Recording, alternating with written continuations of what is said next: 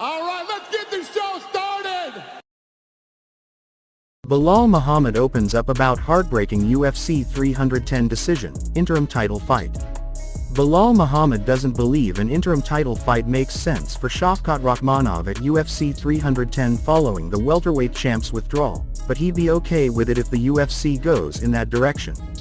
Remember the name, was set to defend his title for the first time against the undefeated Rakhmonov in the main event of the December 7th pay-per-view event, but a bone infection on his toe scratched Muhammad from the bout.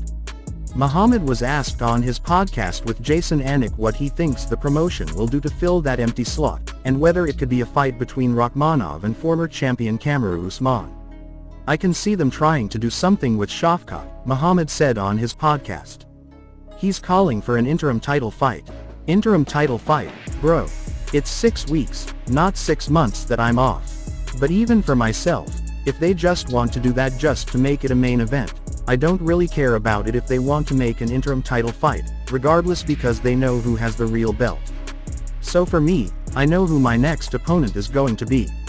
If he wants to wait, it's going to be us. If it's going to end up being him, the only person that makes sense now would be Kamaru since Buckley and Gary are out. And I think Jack Della Maddalena is injured, so there's really nobody else out there. It really doesn't make sense, but it's one of those.